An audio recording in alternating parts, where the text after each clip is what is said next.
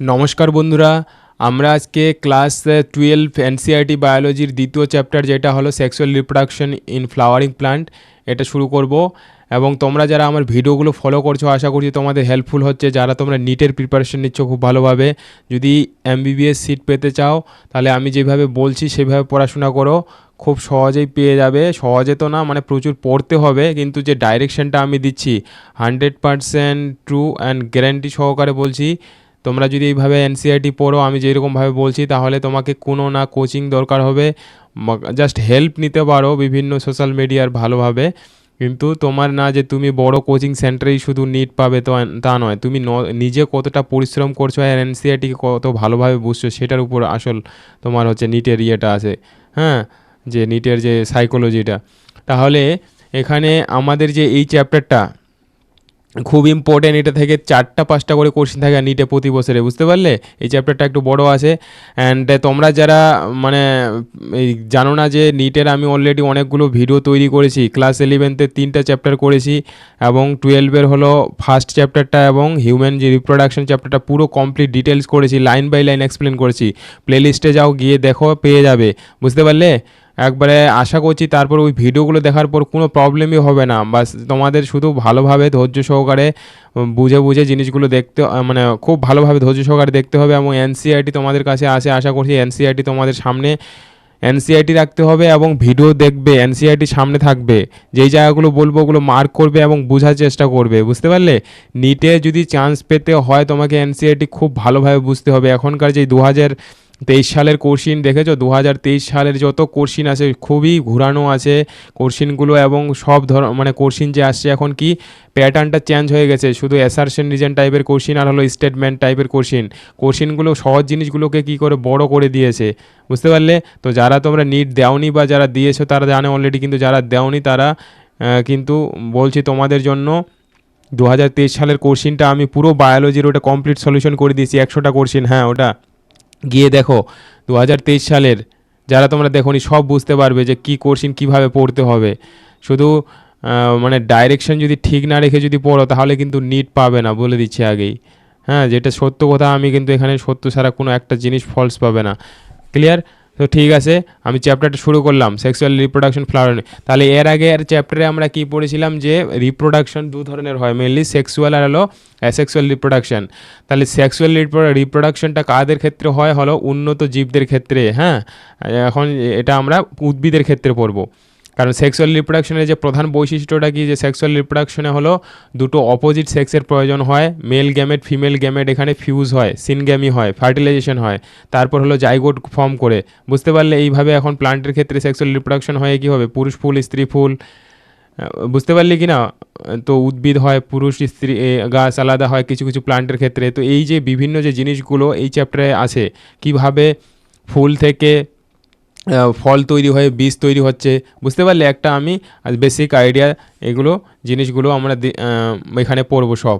তাহলে এখানে যে চ্যাপ্টারে, এই চ্যাপ্টারে যে টপিকগুলো আছে দেখে নাও। এখানে কী কী টপিক আছে? যে flower as a fascinating organs of angiosperm. তাহলে ফ্লাওয়ারটা হলো কোন উদ্ভিদের ক্ষেত্রে হয়?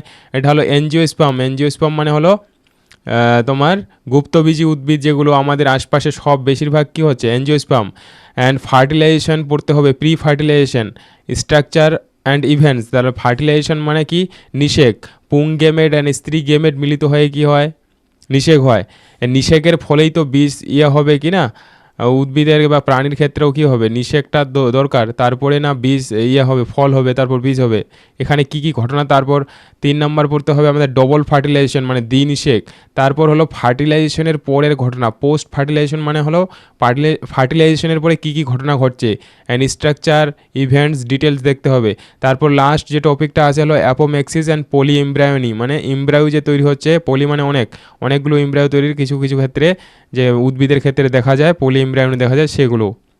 সো প্রথমে কি বলেছে এখানে ফার্স্ট পেজে, যে আর উই নট লাকি, বলছে আমরা লাকি নই দ্যাট রিপ্রোডিউস সেক্সুয়ালি।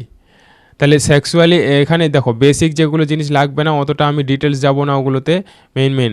তাহলে এখানে এমনি জাস্ট একটা বেসিক আইডিয়া দিয়েছে যে বিভিন্ন যে আমাদের যে ফ্যাসিনেটিং ঘটনাগুলো ঘটছে এই সেক্সুয়াল রিপ্রোডাকশনের ক্ষেত্রে।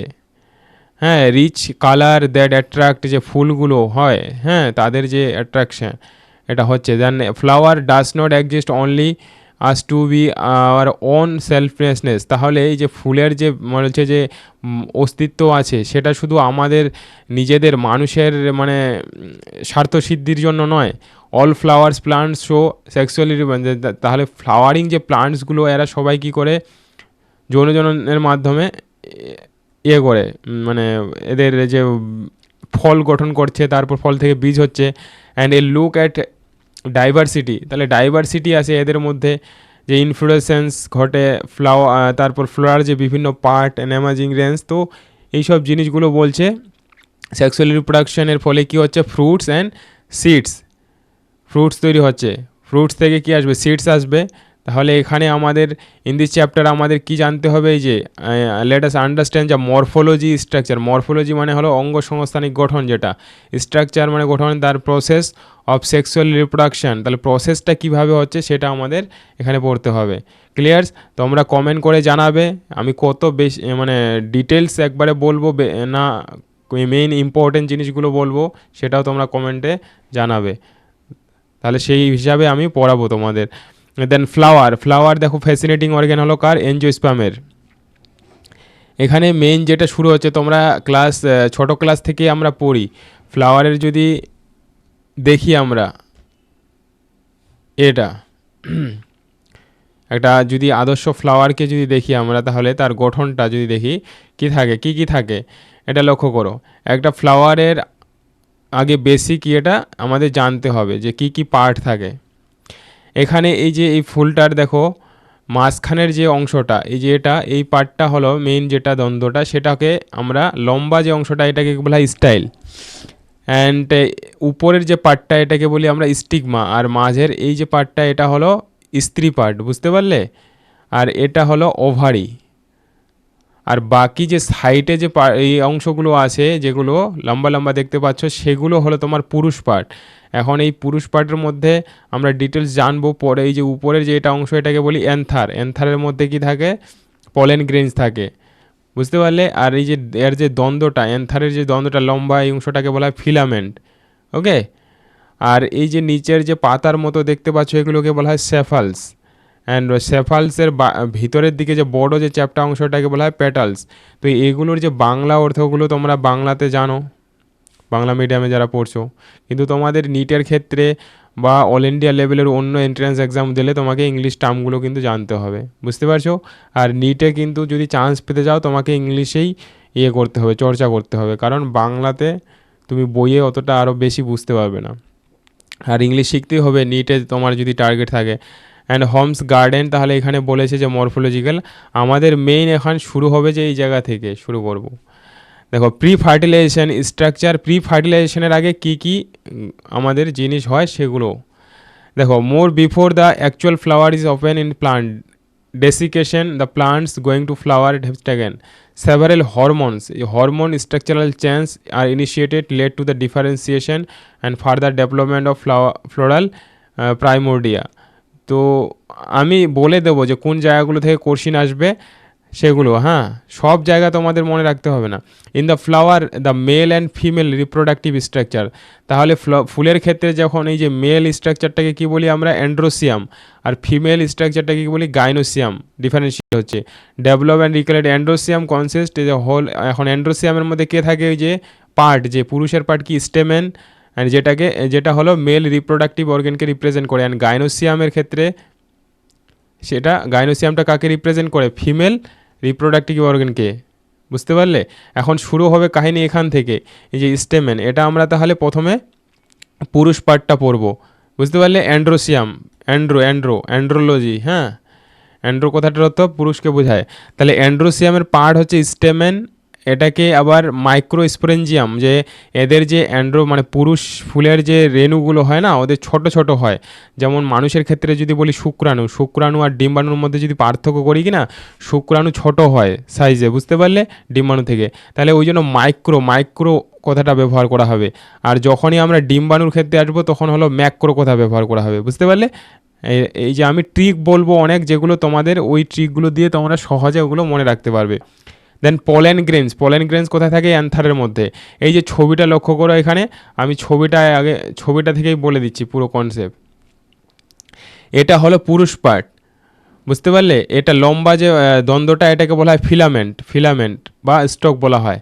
ওকে, অ্যান্ড এটা যে দেখতে পাচ্ছ বাদামের মতো, এটা হলো অ্যান্থার।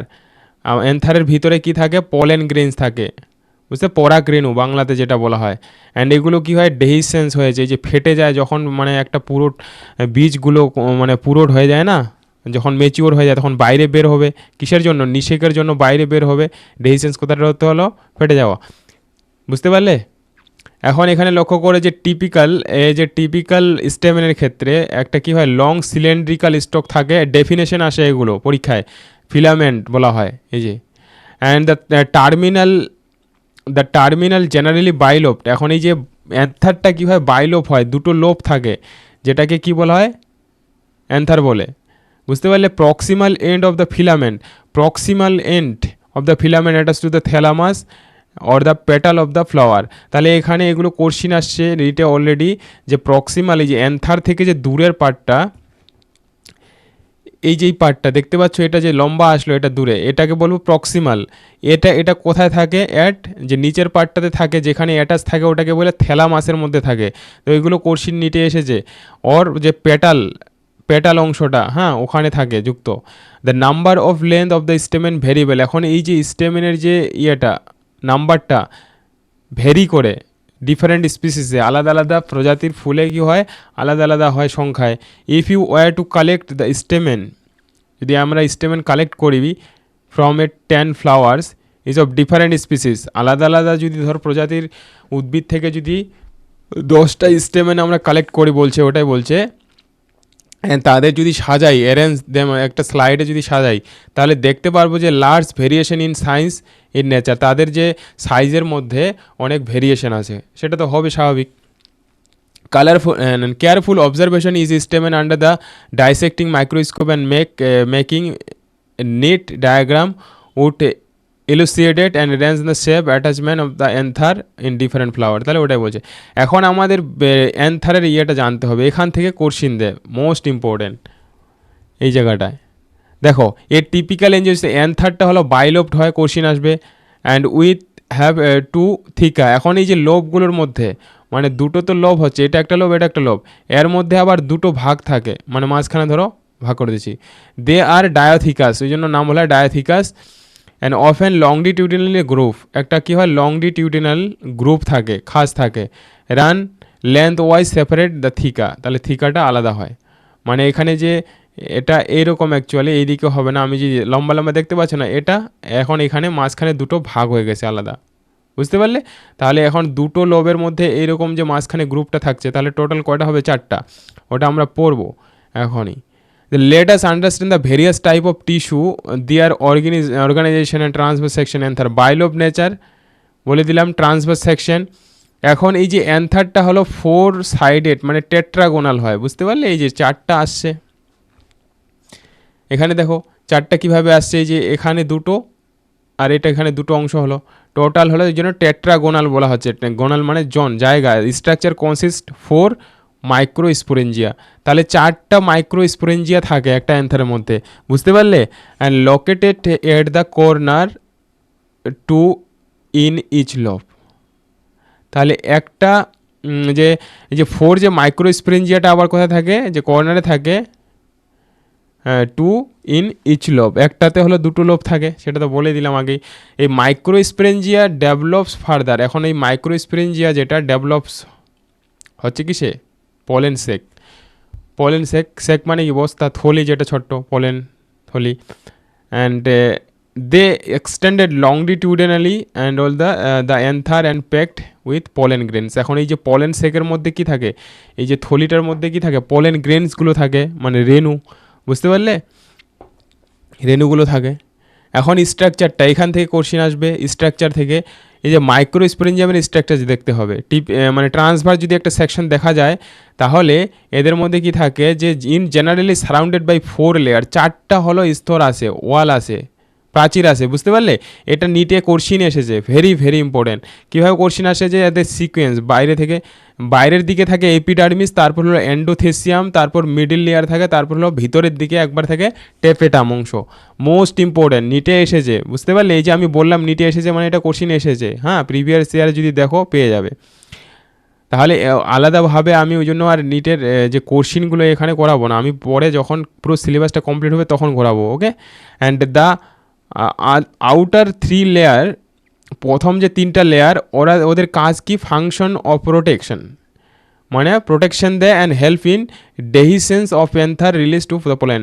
তাহলে ওদের কি হচ্ছে, প্রথম যে ফার্স্ট যে 3টা লেয়ার থাকে বাইরের দিকে হলো এপিডার্মিস, তারপরে মাঝখানে আসলে এন্ডোথেসিয়াম, যে মিডিল যে লেয়ারটা হলো এটা হলো মিডিল লেয়ার নাম, আর ভিতরের দিকে হলো টেপেটাম থাকে। এই 3টার কাজ হচ্ছে এরা প্রোটেকশন দেবে, আর হলো যখন ডেহিসেন্স মানে ওই যে রেণুগুলো বের হওয়ার জন্য ওটাকে সাহায্য করবে ম্যাচিওর হলে। এখন টেপেটামের কাজটা কি? ইনারমোস্ট যে লেয়ার টেপেটাম, ভেরি ইম্পর্টেন্ট, এটা কি করে? নারিশেস করে, ডেভেলপ পলেন গ্রেন যেগুলো হচ্ছে কি না ভিতরে, ওদের হলো পুষ্টি দেবে, হ্যাঁ। And cells of the tapetum possess dense. এখন এই টেপেটামের মধ্যে ড্যান্স ঘন সাইটোপ্লাজম থাকে। আমরা কি জানি সাইটোপ্লাজমের মধ্যে বিভিন্ন রিয়াকশানগুলো হয়, কারণ অর্ধতরল পদার্থ, ওটা সেলের মধ্যে তো ওটা একটা প্রধান জিনিস, তাই কি না? Generally have more than one nucleus. এখন এই যে যেটা হচ্ছে তোমার টেপেটামের মধ্যে সাইটোপ্লাজম আছে, তার মধ্যে মোর দ্যান ওয়ান নিউক্লিয়াস মানে একের থেকে বেশি নিউক্লিয়াস থাকে, বুঝতে পারলে? Very important. And can you think that tapetal cells would become binucleated? তাহলে বাইনিউক্লিয়েটেড মোর দেন ওয়ান নিউক্লিয়াস থাকবে, এটা মনে রাখবে। অ্যান্ড হয় না ইয়ং অ্যান্থার ইজ ইয়ং, যখন অ্যান্থার হলো ইয়ং থাকে, বুঝতে পারলে? A group of compactly arrange homogeneous cell. তাহলে একটা হলো এক ধরনের কি থাকে, যে সেল থাকে গ্রুপে, তাদের কি বলা হয়? স্পোরোজেনিয়াস টিস্যু বলে। Very very important. তাহলে অনেকগুলো সেল মিলে কি তৈরি হয়? অনেকগুলো সেল মিলে হচ্ছে কি টিস্যু তৈরি হয়, আমরা জানি। তো এই টিস্যু এই যে সেলের গ্রুপ অফ সেলগুলোকে স্পোরোজেনিয়াস টিস্যু বলা হচ্ছে। অকুপাইজ দ্য সেন্টার অফ ইস, তাহলে কোথায় থাকে? এই যে সেন্টারের মধ্যে মাঝখানে থাকে মাইক্রোস্পোরেঞ্জিয়ামের প্রত্যেকটা, বোঝা গেল? এরপর হলো মাইক্রোস্পোরোজেনেসিস, মানে এই মাইক্রোগুলো কীভাবে, যে মাইক্রোস্পোর্সগুলো কীভাবে তৈরি হচ্ছে। জেনেসিস কথাটার অর্থ হলো উৎপন্ন হওয়া। মাইক্রোস্পোর মানে কাকে বোঝাচ্ছে? তোমার যে পুং যে তোমার রেণু, হ্যাঁ, অ্যান্থারের মধ্যে কীভাবে তৈরি হচ্ছে। অ্যান্থার ডেভেলপ হচ্ছে সেল স্পোরোজেনিয়াস টিস্যু আন্ডারগো। এখন এই যে স্পোরোজেনিয়াস যে ইয়ং টিস্যুটা, সেখান থেকে একটা মানে তারা কি হচ্ছে, তাদের ডিভিশন হচ্ছে meiotic division, and to form microspore tetrad, বুঝতে পারলে? তাহলে স্পোরোজেনিয়াস যে টিস্যু ছিল সেগুলো ছিল হলো ডিপ্লয়েড, এটার মিওটিক ডিভিশন হলো মানে মিওসিস, মাধ্যমিকেও পড়েছো, ডিপ্লয়েড থেকে কী হয়? হ্যাপ্লয়েড হচ্ছে, তারা মাইক্রোস্পোর টেট্রাট তৈরি করছে। এরপর এই যে ছবিটা এখানে লক্ষ্য করে, যেটা আমরা অ্যান্থারের যে ছবি, এই যে ভিতরের যে পার্টটা সেটা হলো কি? টেপেটাম, আর একবারে মাঝখানে কি আছে? স্পোরোজেনিয়াস যেটা young tissue, okay? And middle layer, তারপর হলো এন্ডোথেসিয়াম, বাইরের দিকে থাকে কি? এপিডার্মিস। ক্লিয়ার? এটা কিন্তু ছবিটাও ইম্পর্টেন্ট, এখানে এটা বড় করে দেখিয়েছে। আবার এপিডার্মিস বাইরের দিকে, তারপর endothecium, then middle layer, microspore mother cell যেখান থেকে তৈরি হচ্ছে, অ্যান্ড টেপেটাম ভিতরের দিকে থাকে, মাইক্রোস্পোর মাদার সেল, ওকে? এরপর এই যে পলেন গ্রেনস, যেগুলো একটা ম্যাচিওর আলাদা ছবি দেখেছে, পলেন গ্রেনস যেগুলো বাইরে বেরিয়ে আসে, ডেহিসেন্স হয় ম্যাচিওর হয়ে গেলে। তারপর এখানে দেখো, each of the cell of sporogenous tissue is capable. এখন এই যে স্পোরোজেনিয়াস যে টিস্যুগুলো is capable giving rise microspore tetrad, এদের থেকেই কী হয়? মাইক্রোস্পোর টেট্রাট উৎপন্ন হচ্ছে। Each one is a potential মানে কি? ক্ষমতা আছে, শক্তি আছে। মাইক্রোস্পোর মাদার যে সেলসগুলো, each one is a potential pollen or microspore mother cell, and this process formation of microspores from pollen mother cell, যে এই যে মাইক্রোস্পোর্স যেগুলো যে তৈরি হচ্ছে, তারা কোথা থেকে তৈরি হচ্ছে? তারা হলো পলেন মাদার সেল থেকে তৈরি হচ্ছে, ওকে? অ্যান্ড থ্রু মিওসিস, বুঝতে পারলে? তাহলে এই যে পলেন মাদার সেল এগুলো কি ডিপ্লয়েড, এখান থেকে যে মাইক্রোস্পোর তৈরি হচ্ছে ওরা কি হবে হ্যাপ্লয়েড হবে গ্যামেট। হ্যাঁ, the microspores as they formed the arrange the cluster of 4 cell, এখানে 4টা সেল থাকে যেগুলোকে মাইক্রোস্কোপ টেট্রাড বলা হয়। টেট্রা কথাটা হলো 4। অ্যান্ড দ্য অ্যান্থার ম্যাচিওর হয়, তারপর হলো ডিহাইড্রেট হয়ে যায়। And the microspore dissociate from the dissociate, এই যে মাইক্রোস্পোরগুলো ডিসোসিয়েট মানে আলাদা হয়ে যাওয়া ইচ আদার একে অপর থেকে, and develop into pollen grains তৈরি করে, বুঝতে পারলে। And inside each microsporangium several thousand of microspore, এখন এই যে মাইক্রোস্পোরেঞ্জিয়ামের মধ্যে কি আছে প্রচুর পরিমাণে পলেন গ্রেনস বা মাইক্রোস্পোর্স আছে। আশা করছি ক্লিয়ার বুঝতে পারছো। From that the they are release with the dehiscence of anther, যখনই ডেহিসেন্স হয়ে যায়, হ্যাঁ ফেটে যায় ইয়েগুলো, ওগুলো বেরিয়ে আসে বাইরে। এরপর পলেন গ্রেনস এবার পড়বো, পরপর কিন্তু আসে, হ্যাঁ গুছিয়ে জিনিসটা দেওয়া আছে। Pollen grains represent the male gametophyte, এগুলো মনে রাখতে হবে কোনটা কাকে মানে বোঝানো হয় কোনটার দ্বারা। And if you touch the of an anther, অ্যান্থারকে যদি এই যে হিবিস্কাসের যদি অ্যান্থারকে আমরা টাচ করি কি না, তাহলে কি হবে যে রেণুগুলো পড়বে। এনি ফ্লাওয়ার অথবা ফুলকে তুমি যদি, যেগুলো ফুল ফুটে দেখবে বাগান থেকে, ফুলের মধ্যে তুমি ফুল নিয়ে যদি ওটাকে ঝাড়ো একটু কিনা, তার মধ্যে থেকে ছোট ছোট রেণু পড়ে, তাই না পড়ে কিনা, ডিপোজিট দ্য ইয়েলোইশ পাউডার পড়ে, এগুলোকেই পলেন গ্রেন বলি। এবং অ্যান্ড স্পার্ক হ্যাঁ sparkling the grains and drop of water taken in the glass light, তাহলে এটাই জাস্ট বলছে একটা প্র্যাকটিক্যাল যেটা বেসিক জিনিস। অ্যান্ড দেখো স্ক্যানিং, এই যে এগুলো বিভিন্ন ধরনের পলেন গ্রেনসের এখানে ছবি দেখিয়েছে বিভিন্ন প্লান্টের। এই জায়গাটা এটা খুব ইম্পর্টেন্ট, এখান থেকে কোশ্চিন এসেছে নিটে। এই যে পলেন গ্রেন জেনারেলি স্পেরিক্যাল হয়, গোল হয়, এদের যে ডায়ামিটার 25 থেকে 50 মাইক্রোমিটার ডায়ামিটার হয়, ভেরি ইম্পর্টেন্ট পরীক্ষার জন্য। অ্যান্ড এদের দুটো লেয়ার থাকে, আউটার যে লেয়ারটাকে বলা হয় এক্সাইন, যেটা হলো স্পোরোপোলেনিন নামক একটা পদার্থ দ্বারা গঠিত, ওকে। এটা খুব হার্ড হয়, which is the most resistant organic material in নন, মানে অর্গ্যানিক জৈব যৌগের মধ্যে সব থেকে এটা হলো কি রেজিস্ট করতে পারে, প্রতিরোধ ক্ষমতা আছে। এটা কোশ্চিন এসেছে, মনে রাখবে, বাইরের যে ইয়েটা এক্সাইনে থাকে। অ্যান্ড এই উইথস্ট্যান্ড দ্য হাই টেম্পারেচার, সহ্য করতে পারে স্ট্রং অ্যাসিড ওর অ্যালকালাই, মানে অ্যাসিড ও ক্ষারের ইয়েটাও সহ্য করতে পারে, নষ্ট হবে না। নো এনজাইম, এই যে no enzyme degrade sporopollenin so far known, মানে কোনো এনজাইমও এটাকে নষ্ট করতে পারে না। পলেন গ্রেন এক্সাইন, এই যে বাইরের যে ইয়েটা স্তরটা হ্যাজ প্রমিনেন্ট অ্যাপারচার, এখন এই যে পলেন গ্রেনের যে এক্সাইনের বাইরের স্তরটাতে অ্যাপারচার আছে, অ্যাপারচার মানে ছিদ্র, ছোট ছোট, যেগুলোতে কি হয়, যেগুলোকে বলা হয় জাম পোর্স। কেন বলো তো জাম পোর্স থাকবে, ওখান দিয়ে তো হচ্ছে এটা বের হবে, জামস বের হবে যখন সিড থেকে, যখন মানে কোনো সিডকে যখন ফেলানো হয় না জমিতে, সেটা যে ওর যে বাট যেটা বের হবে গাছ, তো এই যায় জাম পোর দিয়ে বের হবে। তো এখানে শুধু কি হয় স্পোরোপোলিনটা কি হয় অ্যাবসেন্ট থাকে, বুঝতে পারলে concept. And pollen grains as well preserve, এই পলেন গ্রেনসের মধ্যে পলেন গ্রেনটা এই জন্য কী হয় ফসিল হিসাবে রিজার্ভ করা হয়, কারণ খুব ওই যে স্তরটা থাকে সেটার জন্য প্রচুর দিন হলো বেঁচে থাকে, বিকজ দ্য প্রেজেন্স অফ স্পোরোপোলিন। তো মোস্ট ইম্পর্টেন্ট এই জায়গাটা, কোশ্চিন আসবে, এবং কোশ্চিন অলরেডি এখান থেকে নিটে এসেছে। অ্যান্ড দ্য এক্সাইন এক্সিবিট, এই যে exine exhibit fascinating array of pattern, মানে বিভিন্ন ধরনের প্যাটার্ন দেখা যায়। তারপর ভিতরের যে স্তরটাকে বলা হয় ইনটাইন, হ্যাঁ, এই লেয়ারটা হলো সেলুলোজ আর হলো পেকটিন দ্বারা গঠিত, ভিতরের লেয়ারটা, এটা কোশ্চিন হবে। অ্যান্ড এর মধ্যে যে সাইটোপ্লাজম থাকে পলেন গ্রেনের মধ্যে, সেটা হলো প্লাজমা মেমব্রেন দ্বারা আবৃত থাকে। And when the pollen grain is mature, যখন পলেন গ্রেন ম্যাচিওর হয় তখন সেখান থেকে পলেন গ্রেন থেকে দুটো সেল তৈরি হয়, একটা হলো ভেজিটেটিভ সেল আর একটা হলো জেনারেটিভ সেল, মোস্ট ইম্পর্টেন্ট মনে রাখবে।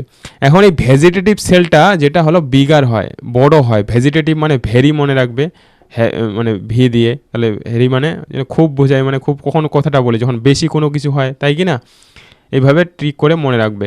হ্যাজ অ্যাবান্ডেন্ট ফুড রিজার্ভ, এই বিগার সেলে ভেজিটেটিভ সেলের মধ্যে কি থাকে, খাবার থাকে, ফুড রিজার্ভ থাকে। অ্যান্ড লার্জ ইরেগুলার শেপ, এর মধ্যে ইরেগুলার শেপ নিউক্লিয়াস থাকে। অ্যান্ড জেনারেটিভ সেল যেটা ছোট হবে, অ্যান্ড এটা হলো ফ্লোটস করে, মানে ভেসে থাকে, এই ভেজিটেটিভ যে সেলের নিউক্লিয়াস সাইটোপ্লাজমের মধ্যেই ভেসে থাকে। এখানে ছবিটা দেখো, এই যে ভেজিটেটিভ সেল, এটা হলো পুরোটা ভেজিটেটিভ সেল বড়, আর জেনারেটিভ সেলটা এই যে ছোট এই দিকের পার্টটা, বুঝতে পারলে? এখন এর যে নিউক্লিয়াসটা আছে জেনারেটিভ সেল যেটা ওটা কি আছে, ভেসে আছে জেনারেটিভ সেলটা, বুঝতে পারলে? কার মধ্যে? ভেজিটেটিভ সেলের নিউক্লিয়াসের মধ্যে, ভেজিটেটিভ সেলের সাইটোপ্লাজমের মধ্যে নিউক্লিয়াস বলছি, ওকে। অ্যান্ড এরপর এখানে যেটা ইম্পর্টেন্ট জিনিস আছে, ইট ইজ স্পিন্ডেল শেপড হয়। কোনটা? এই জেনারেটিভ সেল যেটা spindle shape with dance cytoplasm ঘন থাকে, অ্যান্ড এ নিউক্লিয়াস থাকবে।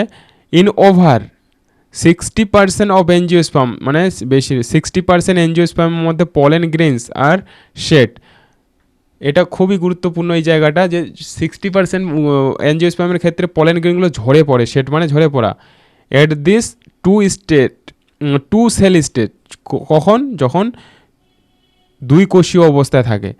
বাকি যে remaining species the generative cell, যে জেনারেটিভ সেলস ডিভাইড, সেই জেনারেটিভ সেলগুলো ডিভাইড হয় মাইটোটিক্যালি, মানে মাইটোসিস বিভাজনের দ্বারা, and rise to male gamete. এখানে দেখো